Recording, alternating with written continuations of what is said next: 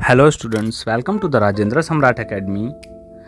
तो उम्मीद है कि आपकी पढ़ाई अच्छी चल रही होगी। एनआईएस के जितने स्टूडेंट्स हैं जिन्होंने सब्सक्राइब कर रखा है और जो हमारी वीडियो को देख रहे हैं, लगातार कोशिश कर रहे हैं कि आपके लिए एक एक वीडियो आती रहे। हर चैप्टर की समझाया जाए, आपको अच्छे से चैप्टर समझाया जाए। आपको समझ में आता है तो लाइक कर दीजिए। कमेंट्स में भी आपको अगर कोई प्रॉब्लम है तो कर दीजिए। साथ में जो सीबीएसई के जो बच्चे हैं, अगर वो ये वीडियो देख रहे हैं तो टेंशन नहीं है कि इसमें भी इम्पॉर्टेंट नोट्स आपको लिखने के लिए मिल जाएंगे। जैसा कि हम इस वीडियो में आप चैप्टर देख रहे हो, आपके सामने चैप्टर है भारत में कृषि। तो जो 10th क्लास के रेगुलर स्टूडेंट्स हैं जो पढ़ रहे हैं, उनमें चैप्टर है सिर्फ कृषि के नाम से चैप्टर है। तो वहाँ से भी आप, इस वीडियो से भी आप पढ़ के नोट्स बना सकते हैं। इसमें शॉर्ट्स में दिया गया है, आपको थोड़ा डिटेल में दिया जाता है। इसमें शॉर्ट में सारा चीज़ दिया गया है, छोटे में दे दिया गया है। आपके चैप्टर थोड़े 4-5 पेज के होते हैं, इनके छोटे छोटे चैप्टर हैं, ठीक है ना। तो यहाँ से आप पढ़ सकते हैं और हम भी पूरी कोशिश कर रहे हैं आपको अच्छे से अच्छा समझाने की, अच्छे से अच्छे तरीके से समझाने की कोशिश करें, डिटेल देने की जितना हो सकता है आपको। लास्ट वीडियो में हमने कहा था कि अगर आपको नोट्स नहीं आता है बनाने, या फिर आता है ठीक है, अगर आपको नोट्स चाहिए कैसे बनाना है, अगर जानना चाहते हो, सीखना चाहते हो, तो उसके लिए आप कमेंट हमें कर सकते हैं। तो हम नोट्स पे भी एक अलग से वीडियो आपको डाल देंगे, ठीक है, वीडियो आपको बना के देंगे, ठीक है। तो चलते हैं अपने नेक्स्ट चैप्टर पे, जो हमारा चैप्टर 12 है एनआईएस का। तो भारत में कृषि स्टार्ट करते हैं। पहले जो भारत में कृषि है, इसका अर्थ समझते हैं। हर चैप्टर में सबसे पहले उसका अर्थ दिया गया है। कभी भी चैप्टर पढ़ो तो पहले चैप्टर का जो नाम होता है ना बड़ा, उसको सबसे पहले उसका मीनिंग समझने के लिए ज़रूरी है। मीनिंग समझना ज़रूरी है, तो सबसे पहले हम उसको मीनिंग समझते हैं। तो मीनिंग यहाँ पे दिया गया है, जैसा कि आप देख सकते हो। भारत में कृषि का क्या अर्थ है, तो चलते हैं चैप्टर की तरफ। भारत को कृषकों का देश कहा जाता है। भारत को कृषकों का देश कहा जाता है तथा अधिकतर कृषक भारत के गांव में रहते हैं। ये भी बात सही है। खेती भाई शहर में तो होगी नहीं, ज़्यादातर गांव में ही खेती होती है, ठीक है ना। अब शहर में उतना, क्योंकि बड़ी बड़ी बिल्डिंगें होती हैं, फैक्ट्रियाँ होती हैं, ये सारी चीज़ें होती हैं, तो गांव में ही ऑब्वियसली खेती करेंगे। और जैसा इसमें कहा गया है कि भारत को कृषकों का देश कहा जाता है, इसी के साथ क्या है कि भारत एक कर्म प्रधान देश है। अगर देखा जाए तो कर्म प्रधान देश है। कर्म मतलब जो करके अपना सब कुछ दिखाए। तो भारत इसी तरह से कृषि प्रधान हो गया। कृषकों का देश है तो मतलब कृषि प्रधान देश हुआ। भारत क्या है, एक कृषि प्रधान देश है। और अधिकतर किसान क्या है, गांव में रहते हैं। यह कृषि करते हैं तथा देश की सहायता करते हैं। कृषि करते हैं और देश की सहायता। अब सोचोगे कि किसान लोग देश की सहायता कैसे करते हैं, तो किसान लोग जो देश की सहायता करते हैं ना बेटा, जैसे कि अगर खेतों में गेहूं ना हो तो, और चावल ना उगाया जाए, या और फसलें भी ना अगर वो उगाएं, तो खाएगा कहाँ से शहर में रहने वाला इंसान। जो आपको राशन की दुकान से मिलता है, ये सब तो किसानों से ही खरीद के आता है ना। देखो सबसे पहले क्या होता है, यहाँ से ये गाँव से जो खेती हुई, ठीक, गांव से उगाई गई फसल ये बेच दिया दुकानों पे, दुकान हो गए, या फिर सरकारी लोगों ने। तो किसान क्या करते हैं, दुकानों पे या सरकारी मंडियों में ले जाके इसको अनाज बेच देते हैं। जो यहाँ से फिर ये क्या करते हैं, ये आगे ले जाके आपको देते हैं सरकारी दुकान। जैसे कि आप यहाँ पे जाते हो राशन की दुकान, ठीक है ना। राशन की दुकान से आपको सस्ते में 2 रुपये 4 रुपये किलो ऐसे मिल जाता है, ठीक है। उसके बाद मिलता है ना, अब शहर में ये चीज़ आके मिलती है और ये गांव से चलते चलते यहाँ तक आती है। सरकार उन्हें खरीदती है और आपको सस्ते रेटों में दे देती है। तो अगर वो बोए ना, तो फिर इंसान को तो मिलेगा ही नहीं। शहर में जो लोग हैं उनको राशन नहीं मिलेगा। तो इसी तरह क्या है, जो भारत में देश में बहुत ज़्यादा सहयोग करते हैं तथा देश की सहायता करते हैं। अब यही अनाज अगर ना उगाएं तो जो बॉर्डर पे हैं, फौजी हैं और सब जो आर्मीज़ वगैरह सारी जो अपनी सेनाएँ हैं, उनको खाने के लिए कहाँ से मिलेगा। और अगर बोते हैं तो ज़्यादा से ज़्यादा मात्रा में अगर बोते हैं तो सस्ता भी मिलता है। अगर कम मात्रा में बोएंगे तो वही चीज़ और महंगी मिलने लगेगी। तो अमीर लोग ही खा पाएंगे, गरीब लोग तो उनको मिलना मुश्किल हो जाएगा।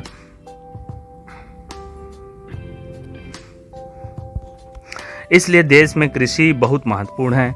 इसीलिए देश में क्या है, कृषि की बहुत ज़्यादा महत्व रहता है, इम्पोर्टेंस दिया जाता है। देश के विभिन्न क्षेत्रों में विभिन्न प्रकार की कृषि प्रणालियाँ प्रचलित हैं, अलग अलग क्षेत्रों में। जैसे भारत जो विभिन्नताओं का देश, अभी तक हमने पढ़ लिया। भारत की स्थिति भी हमने देख ली 9वें चैप्टर में कि कहाँ कहाँ अलग अलग है, कहीं नमी है, कहीं सूखा है, कहीं बाढ़ है, तो कहीं पहाड़ है, अलग अलग जगह है, तो अलग अलग प्रकार की खेतियाँ हर जगह होती होगी। कृषि के उद्देश्य को आधार बनाकर कृषि का वर्गीकरण कई वर्गों में किया गया है। आधार मान के कृषि को वहाँ पे जैसे जैसे बुआई होती है तो कई वर्गों में इसे बांट दिया गया है। तो देखते हैं किन किन वर्गों में बांटा गया है। कृषि, देखो ये प्रकार दे रखा है, इनकी मुख्य फसलें दे रखी है और उसमें चुनौतियाँ। भाई चुनौतियाँ खेती में आती हैं, मेहनत करनी पड़ती है, जो आजकल के युवा करना नहीं चाहते। आजकल के बच्चे मेहनत से भाग रहे हैं। ठीक, अगर मेहनत नहीं करोगे तो खाने को वैसे भी नहीं मिलने वाला है। यहाँ देख लेते हैं वर्ग प्रकार। एक निर्वाह के लिए होती है, अपना जीवन यापन करने के लिए, सिर्फ थोड़ी सी बोलिया अपने लिए बोलिया, अपना साल भर का कोटा पूरा हो गया तो अपना जीवन चल रहा है। और एक होती है वाणिज्यिक, जिससे हम पैसा कमा सकते हैं। एक गहन खेती होती है बड़ी मात्रा में, और विस्तृत होती है, ये भी बड़े मायने में। वृक्षारोपण, पेड़ लगा के जैसे बाग बगीचे कर देते हैं वैसे भी की जाती है। आम की फसल लगा ली, अमरूद वगैरह, ऐसे भी तो वो भी होता है एक तरह से। उसके बाद हो गया मिश्रित खेती, जैसे मिक्स करके कभी चावल गेहूँ बो लिया, फिर मक्का बो दिया, फिर कहीं कुछ ऐसे मिक्स करके एक साथ बो लिया जाता है। कई कई खेतियाँ हो जाती हैं, जैसे सरसों, गेहूँ के साथ सरसों बो ली जाती है। मुख्य फसलें इनकी क्या क्या हैं? देखो मुख्य फसलों में से कौन कौन सी फसल आती है। खाद्य फसलें जैसे गेहूं, चावल, दाल, मक्का, बाजरा, ये तो मुख्य फसलें में आ गई। खाद्य फसलों में से नगद जो पैसा कमाने वाली फसल हैं उनमें आती हैं गन्ना, कपास, तिलहन। तेल वाली फसलें जो होती है, सरसों और सूरजमुखी वगैरह के तेल हैं, जो तिल वगैरह, इनके तेल जो बेचे जाते हैं, तो इसको बेच के यहाँ से क्या होता है, किसान पैसा कमा लेता है। और पौधारोपण, जैसे चाय, कॉफ़ी, इनका पौधा लगा देते हैं तो इनसे क्या होता है कि चाय कॉफ़ी मिल सकती है। आगे बागवानी में जो है, बागवानी फसलें जैसे फल और सब्जियां, ये सब बागवानी के तौर पे लगाते हैं। आगे चलते हैं।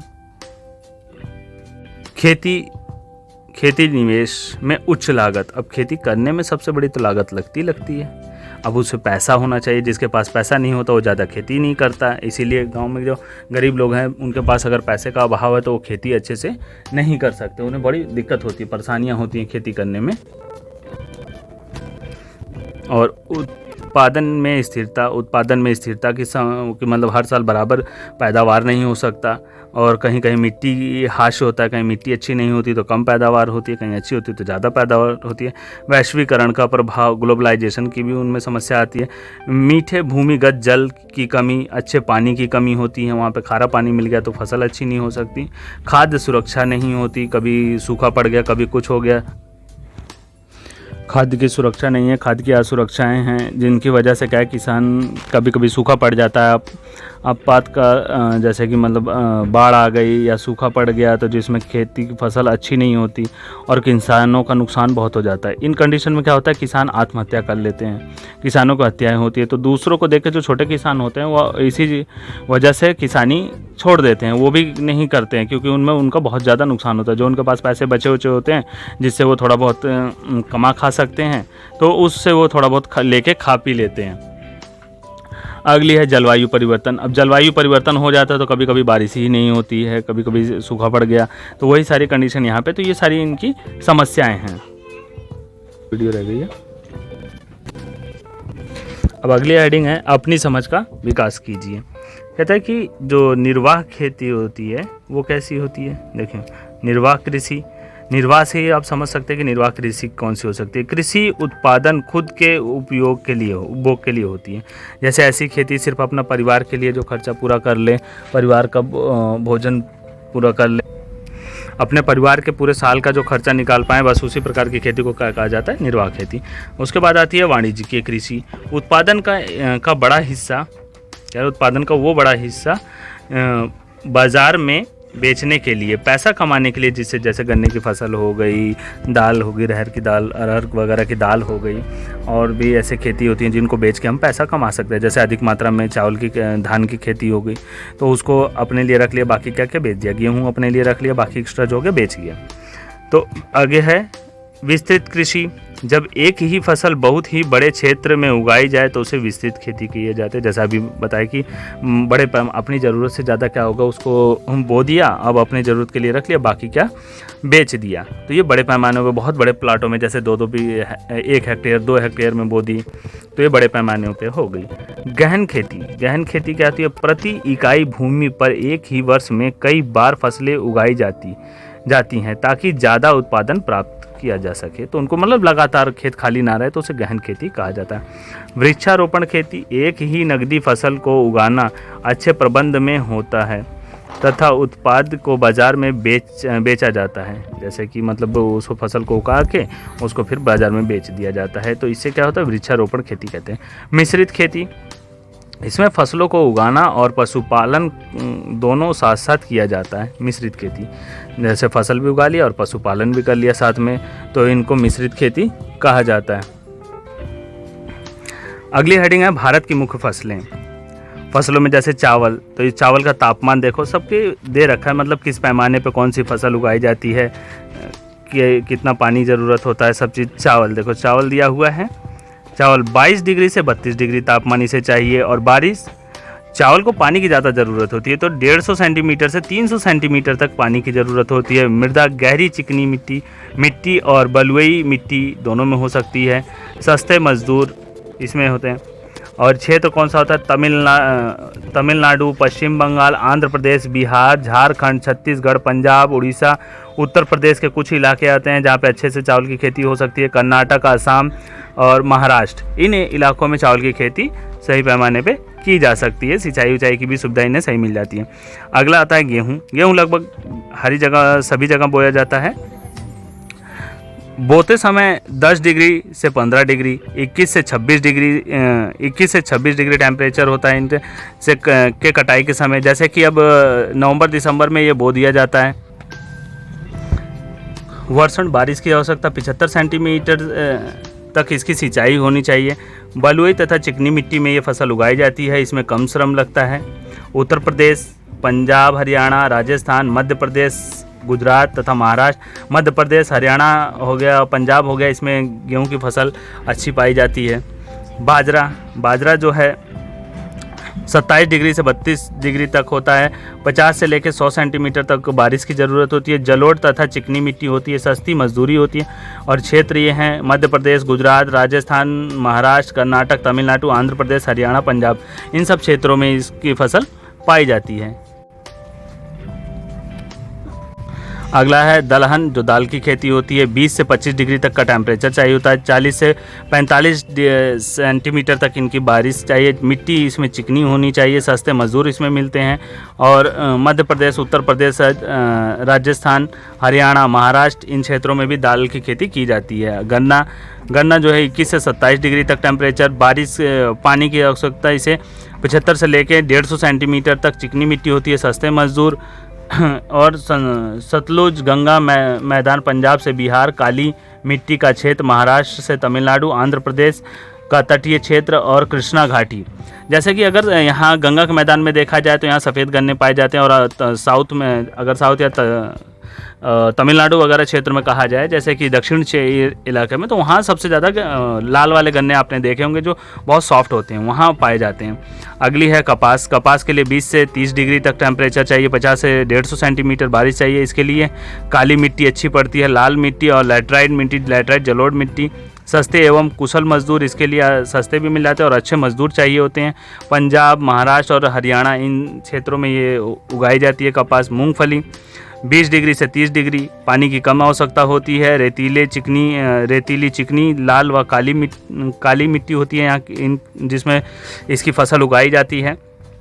50 से 75 सेंटीमीटर तक इसको पानी की ज़रूरत होती है। सस्ते मजदूर आंध्र प्रदेश, तमिलनाडु, गुजरात, महाराष्ट्र व कर्नाटक, उड़ीसा में चाय 20 डिग्री से 30 डिग्री टेम्परेचर और 150 से 300 सेंटीमीटर तक का इसे पानी चाहिए। उपजाऊ चिकनी मिट्टी होनी चाहिए। सस्ते एवं कुशल मजदूर यहाँ चाहिए। असम की ब्रह्मपुत्रा और सुरमा घाटियाँ, दार्जिलिंग, सिलीगुड़ी, जलपाईगुड़ी, कुछ बिहार, तमिलनाडु की नीलगिरी पहाड़ियों में इसकी खेती होती है। कॉफ़ी 15 से 28 डिग्री तक का टेम्परेचर है और 150 से 250 सेंटीमीटर तक की वर्षा और चिकनी मिट्टी, सस्ते व कुशल मजदूर चाहिए। दक्षिण भारत की घाटियों में इसकी खेती की जाती है। आगे चलते हैं। अगली हेडिंग हमारी भारत कृषि की विशिष्ट लक्षण। भारत कृषि के विशिष्ट लक्षण क्या क्या हैं देखा जाए तो कृषि निर्वाह के लिए भी की जाती है। कृषि पर जनसंख्या का दबाव भी होता है, भाई जैसे अगर कृषि नहीं होगी तो जो बढ़ती हुई जनसंख्या को भोजन कहाँ से मिलेगा। कृषि का मशीनीकरण, कृषि का जो कि मानसून पर निर्भर होती है। यहाँ की जो खेती होती है ज़्यादातर मानसून पर होती है, पानी के लिए, सिंचाई के लिए। फसलों की विविधता, फसलों में विविधता होती हैं। खाद्य फसलों की प्रमुखता, ज़्यादातर खाद्य फसलों पे ही ज़्यादा जोर दिया जाता है। और मौसमी संरचना, अलग अलग मौसम की संरचना के अनुसार भी इनकी खेती होती है। आगे चलते हैं। भारत के सामने चुनौतियाँ, भारत के सामने कौन सी चुनौतियाँ आ रही है, जैसे कि खेती निवेश में उच्च लागत, अधिक से अधिक लागत लगने की वजह से खेती कम मायने में, कम, अब गरीब जो हैं उनके पास खेत हैं तो वो उतनी लागत नहीं लगा सकते, इसलिए डरते हैं कि कहीं सूखा पड़ गया, कहीं मौसम ख़राब हो गया, बाढ़ हो गई या कैसे भी हो गया तो उनका नुकसान हो जाएगा, इसलिए वो कम खेती की तरफ करते हैं। इसके लिए सरकार उन्हें अगर सपोर्ट करे तो, और उनकी फसलों का जीवन बीमा जैसे कि अभी स्कीम चली पड़ी है सब तो किया जाए तो इससे उनको थोड़ा सा राहत मिलेगी। और मृदा का ह्रास, मिट्टी का ह्रास, प्रमुख फसलों के उत्पादन में स्थिरता, जो प्रमुख फसलें हैं उनकी उत्पादन में स्थिरता होनी चाहिए, इसकी चुनौती है। वैश्वीकरण का प्रभाव, वैश्वीकरण का भी प्रभाव है। मीठे भूमिगत जल की कमी, जो अच्छा पानी है वो नहीं मिलता उन्हें। खाद्य सुरक्षा प्रदान करनी, खाद्य सुरक्षा नहीं मिलती, जैसा बताया अभी, जो उनका जीवन बीमा वगैरह, जो फसलों का जीवन बीमा होता है, ये सब अगर करा दिया जाए तो इससे किसान जो थोड़ा सा राहत महसूस करेगा। आगे है वैश्विक जलवायु परिवर्तन के प्रतिकूल, वैश्विक जलवायु में परिवर्तन होता है जिसकी वजह से कि वो भी कभी कभी खेती आगे पीछे बढ़ जाती है, होती है, कभी नहीं भी हो पाती, अच्छे से मौसम नहीं मिलता तो खेती भी नहीं अच्छी हो पाती। और किसानों की आत्महत्या, अब अगर किसानों ने आत्महत्या, किसान करता क्यों है, जैसे कभी अब उसके पास इतना पैसा नहीं है और वो सोचे कि इस साल अगर हमने खेती कर ली तो खेती करने के बाद अगर वो बोता है, ठीक है, आज उसकी फसल में क्या हुआ, सूखा पड़ गया, उस साल सूखा पड़ गया और तो फसल तो पूरी नष्ट हो गई, अब इसके हाथ में बचा क्या, कुछ भी नहीं, जीरो। तो इंसान अब जब इसने तीसरे से जहाँ से इसने कर्ज लिया था बोने के लिए, अब ये उसे देगा ही क्या, क्योंकि उसके पास खुद नहीं बचा खाने के लिए। तो इस कंडीशन में किसान क्या करता है, फांसी लगा लेता है या आत्महत्या जैसी कंडीशन करता है, ठीक है। तो ये सब एक भारत की कृषि में क्या है, समस्या, ठीक। इसी के साथ चैप्टर होता है आपका, एक ख़त्म हो जाता है। उम्मीद है समझ में आ गया होगा, ठीक। चैप्टर ख़त्म हो गया, इसके भी नोट्स आप बना लेना। Okay, thank you students.